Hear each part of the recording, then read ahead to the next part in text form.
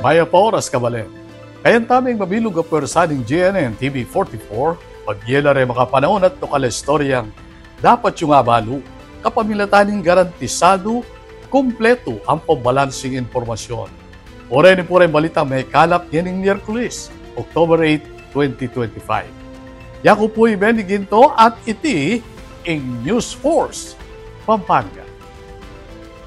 Migbabalayang Pampanga PNP kareng at suking gulok ning pamagkalat bomb threat kareng eskwela king lalawigan. I mean report.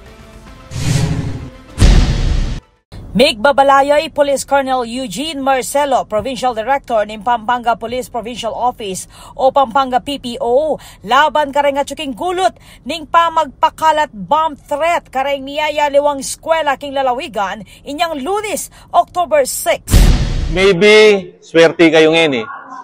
Maybe swerte po kayo ngayon eh. Pero aliyag kabang-kaba, makalasot kayo ngayon eh. The long arm of the law will catch you all later on. Kaya po, I'm warning po yung mga tao na nagpapakalam ng ganitong kaguluhan sa ating probinsya. Your time will come po. Agpangkang Marcelo, marapla king kasong pamaglabag king Article 154 ning Revised Penal Code at Anti-Terrorism Act of 2020 reng ninumang apatunayang responsable king amanuang insidente. Bilang pakibat, may request na rin kanoy Marcelo king Regional Anti-Cybercrime Unit na mika-training kareng eskwela king Pampanga bang atorwanan larete king ustong takbang, ustong ating makanining threat. Kaya po, ginawa kong na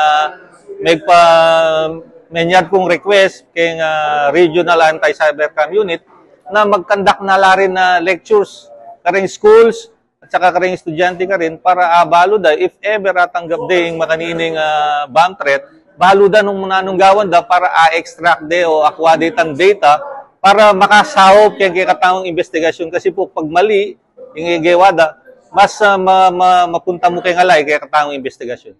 At tatanda ng 5 eskwela ing Nebulabog king bomb threat kabilang na in Pampanga State University, Bacolor at Mexico Campus, Pampanga Colleges Macabebe, Holy Cross College king Santa Ana at Our Lady of Fatima University king siyudad ning San Fernando. Tambing naman nagewa ing evacuation kareng aman ng eskwela kabang manimbestigala pamurin ng otoridad king Penny Bataning mensahi. Sinigurado ning Pampanga PPO na balaw sa pasik na nga ning police visibility kareng eskwela at mataong lugal bang asigurado yung kaligtasan ng publiko. Ako po, Patricia Mamangon para king News Force Pampanga. Balitang tutuking balen, susuyo. Kaya katana lamang pakiramdaman rin kaya naka-leader king siyudad San Fernando kapamilataning Rotary Youth Week Celebration. Bilang parte ning ka-33rd anniversary ning Rotary Youth Week Celebration, adwang pulot siya mas City Youth Officers king siyudad ning San Fernando ing binisita king GNN TV 44 station bang apalalang panglakwas ing karelang kebaluan king pamangobyerno at pamagsilbi king komunidad. Ngayon, sineselebrate natin ng Youth Week more than 30 years. No? Ang isang objective nito syempre, to teach the young ones to be a leader. Wala mo, papakita mo itang leadership and they will experience baka na maging city youth mayor in a week, vice mayor and so on, councilors. These students are one of the top students ng metong eskwela. Ngayon, the participants, they are only 29. Pero before, mas nakala mag-participate. Pero ngayon, di kami may plano na mas makaninin na mo, mas mamamanage lang masale-sere nga and kakakit mag-participate na. Kapag nasaning programa, nasanayan la rin kaya nakang leader at ipakilala karela rin obrang pang komunidad asusulong ning Rotary Club. Kaya ito para mas maging aware la, kareng malalyari na ning malalyari kini kaya katamang kaingin kasalukuyan na malalyari mas kakit da na dapat na i-contribute na dapat na i-kaya estudyante at ita siguro someday potang ilang atsukyat ang leadership ilan ng pota ating maging kaya karela na maging mamuntukan kaya abos danit ng karelang kaya confidence. Metong yaiting pamikatagon, bang abaludang lakwasing proseso king gobyerno at ing responsibilidad na ring halala opisyal. Pasalamat kami na panayang makabuklat ing pasbol na ning local government, city government, karening kayanakan Itang karelang experience kening hulwi kay ni, pinitay tang nung makananong kalupanapon, may kakailang abaluda ing parliamentary procedure.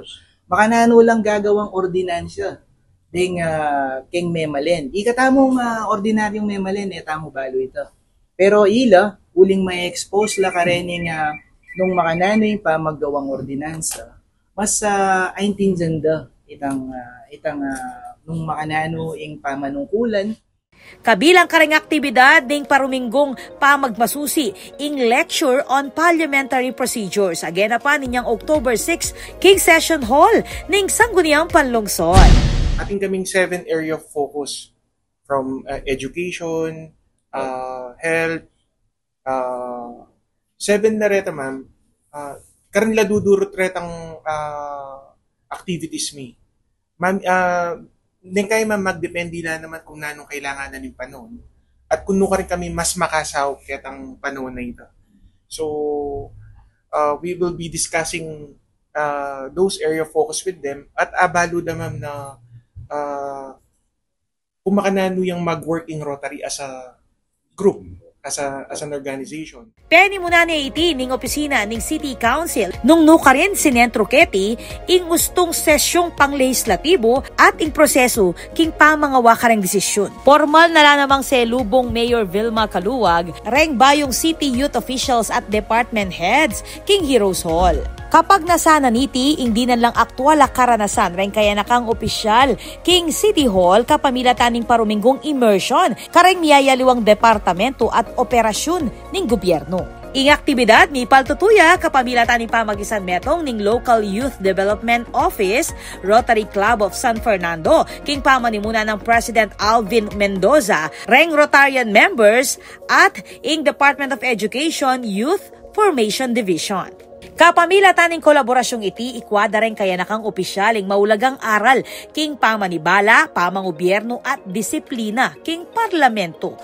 Ren kasanayang magpatataglakwas karela bilang tutuking leader ning komunidad. For me naman po, I firmly believe na it's more crucial for someone to be aware of the things that are happening around us rather than just what's happening inside of a certain place. Specifically for us as students, alam naman po natin na ang dati pang sinasabi ang kabataan ay pag-asa ng bayan. Kung hindi po ito natutupad ng mabuti, paano po ang mga susunod na henerasyon na pagkatapos namin? Since the importance of this is us as student leaders, para sa amin po na our governance and our awareness sa governance, may uunlad po namin sa aming awareness sa susunod na henerasyon. Manwala lang maulagang mibuklat ing sarili king mas malawak a kebaluan king pamamuntukan. I believe that a learners today can be a leaders tomorrow. Naniniwala po ako na may kanya-kanya po tayong capability and may kanya-kanya po tayong ability. And hindi naman po ibig sabihin na tinawag ang isang person na leader is hindi na po pwedeng maging leader lahat. As naging part po ng youth officials ng Rotary po, it is an honor. And siguro po, in a way na mapapalawak ko siya is by giving students or yung mga nasa school po namin na yung encouragement po or kumbaga yung word of wisdom kung ano po yung mga natutunan namin sa kanila and especially kung ano po yung natutunan namin sa whole week. Makasadyala kan ureting idake ing karelang abalo kareng kapwa kayanakan at estudyante bang higit pang pasik na nga ning advokasya para kareng kayanakang Fernandino. Isa po sa mga natutunan ko na hindi lang po tayo yung tao sa mundo. Kumbaga hindi lang po nagmamatter yung mga nangyayari sa atin, ano po meron sa atin. So, mahalaga po na, yun nga, nakikita po natin kung ano po yung mga nangyayari. Kasi po kung ano po yung nangyayari sa labas ng school natin, sa labas ng country natin, kumbaga nire-reflect din po niya kung ano po yung mangyayari in the future natin. Kung hindi po tayo makikialam, mapapabayaan po yung future natin. Kaya nga po nagpapasalamat po ako sa Rotary Club, sa ating Mayora, kasi po super open po nila sa mga ganito pong event na kung saan hindi lang po nila ine-encourage yung mga youth, ine-engage din po nila na minomotivate po nila na pagpatuloy po nila yung pagiging leader nila. Kasi nga po, sabi nga po ni Mayora sa amin kahapon na nakikita niya po yung pag-asa sa amin, nakikita niya po yung brighter future despite po sa mga circumstances na napifeel at nararanasan po natin ngayon. Ako po, Patricia Mamangon para King News Force Pampanga. Balitang tutuking balen, susuyo. King Syudad Mabalacat, susulong ing test the training to trabaho bang pasiknangan ing pamamye kapanintunan kareng residente. Ay ni report ng Patricia Mamangon. Susulong ng Mabalacat City Mayor Jel Aquino ing programang Test the Training to Trabaho bilang parte ng inisyatibo ng lokal na gobyerno bang pasiknangan ng skills development at employment generation para kareng residente ng syudad.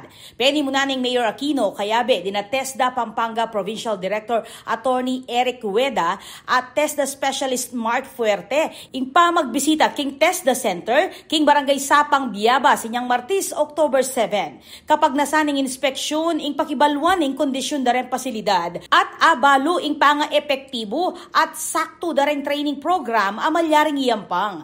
Agpang kang Mayor Aquino, personal nang tututukan ng implementasyon ng programa bang asigurado na ring kursong babye at ilang mata sa kalidad at ing kaugnayan king kasalukuyang industriya at makapamye konkretong oportunidad king obra. Kayabe mo naman king programa ing job matching component ang maglayong makipag-ugnayan kareng employer lakwas na king Clark Freeport Zone bang agad lang makapalub king obra reng test the graduates. Agpang kang Mayor Aquino, iyamoy ti Mami Skills Training, manatagyang direktang dalan, papunta king employment. Sisiguraduan na kanong Aquino na imbalang training at ing saktong oportunidad king Clark Freeport. Ako po, Patricia Mamangon para King News Force Pampanga. Balitang tutuking balen, susuyo.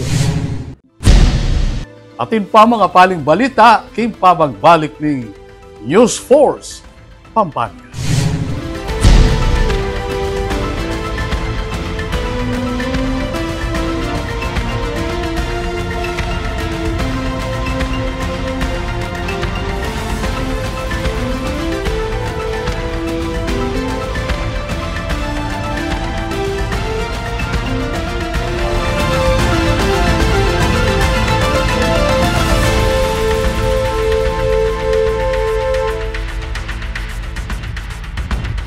Get ready, runners! RMFB 3 AG Palayan 2025, happening on October 18th, 2025 at Robinson Star Mills, Pampanga. Join the fun and excitement with 10km, 5km and 3km categories, perfect for every runner. Enjoy exclusive race inclusions, 10km finisher shirt, running shirt, medals, race bib and certificates. Don't miss this chance to run for fitness, unity and purpose. Come and join us. Register now for RMFB 3 AG Palayan 2025. See you at the starting line. Nais namin ipaalala na ang pagtatayo ng bahay sa ilalim o malapit sa linya ng kuryente ay labis na mapanganib. Kapag aksidenteng maputol ang kable ng kuryente, maaari itong makasunog ng mga kabahayan at makamatay. Dahil dikit-dikit ang mga bahay, mabilis nakakalat ang apoy.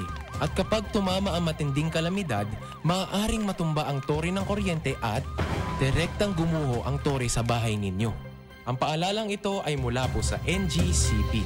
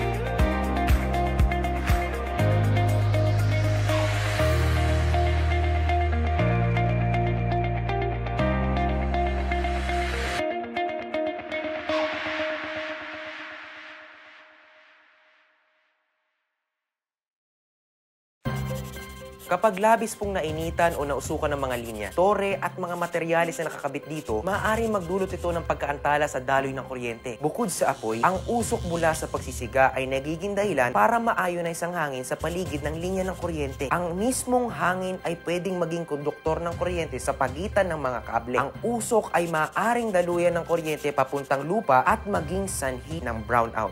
Ang paalalang ito ay mula po sa NGCP.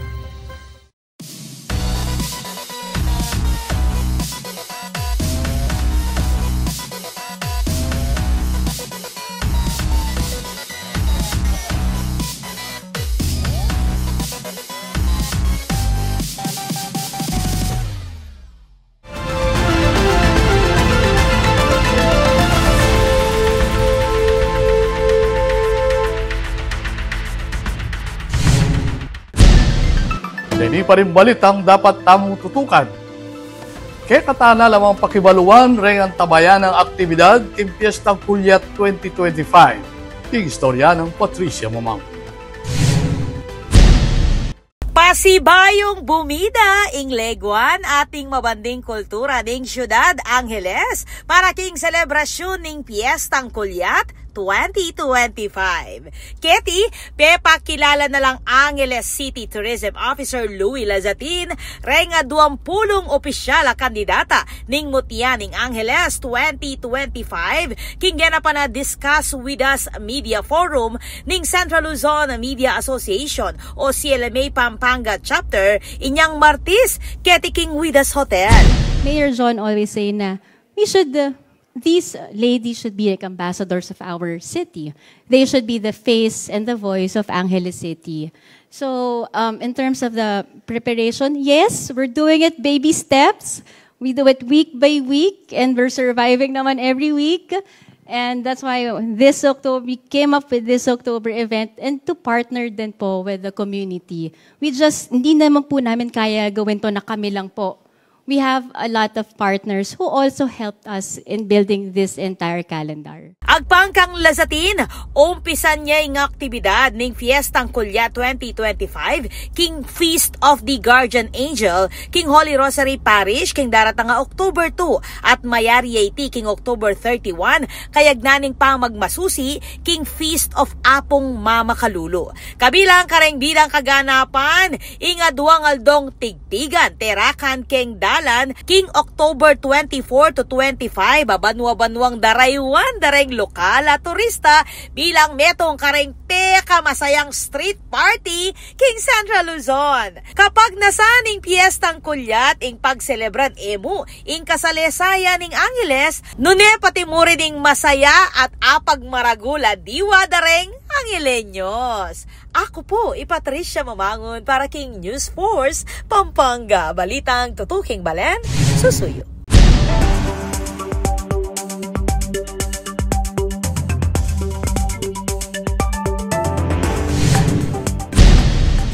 Kaya katamong pakibaluan ng bilining panahon king lalawigan, kilo ng 24 oras. Aduang weather disturbance ng namapekto king maragula parte ng bansa. Muna yapin ng northeasterly wind flow ang magpauran king Southern Luzon at Visayas. Samantalang ng ITCZ o Intertropical Convergence Zone, ing mamapekto king nakalaparti ng Mindanao, ang magpauran naman king may sabing lugar. Agyan natin yung mabante na tropical depression yung pag-asa king luwal ng Philippine Area of Responsibility ala namang epekto king panahon. Masanting naman yung panahon karing haliwang party ng bansa.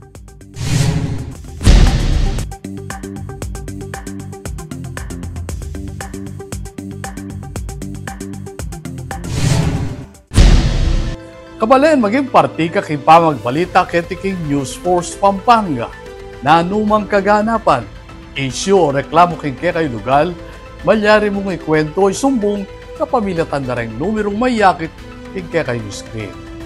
Malyari mo namang mag-post king kaming Facebook account. Batuin ing karaniwang atsuking tori ning Christmas tree. Alimong uling simbolo iti king tala amimye gabi kare at lungari nune patune in propesyaning pangapanganak ding talapagligtas at mga baldugang pag-asa king sang katauhan. inya ikabe. 78 days na mubayo datang in Pasko, inya ikanamo ne, ingpe kamaragol mong star. Panalakaran ng News and Public Affairs Team ng GNN TV44 Pampanga, nga dinan kayong mata sa kalidad ng lokal na pamagbalita bilang panatang serbisyo kani sablang Kapampangan. I'll nyo lang ng Miyerkules na may kalapa istorya ketiking probinsya. Yako po ibeniginto at ini in News Force Pampanga. Balitang tutu, King Balen, susunod.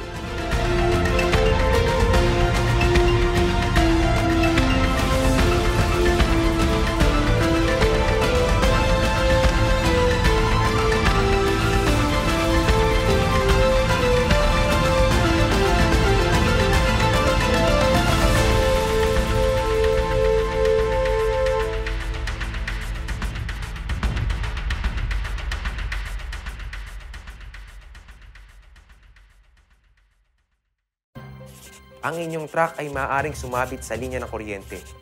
Dahilan para dumaloy ang kuryente sa inyong sasakyan at pagmulan ng disgrasya o pagkamatay. Maaari ring maantala ang daloy ng kuryente kung masisira ang linya o poste. Dahil sa lakas ng kuryenteng dumadaloy sa linyang ito, ang paglapit at pagdikit ng anumang bagay tulad ng metal, kahoy, pati na rin ng bato ay nakakamatay.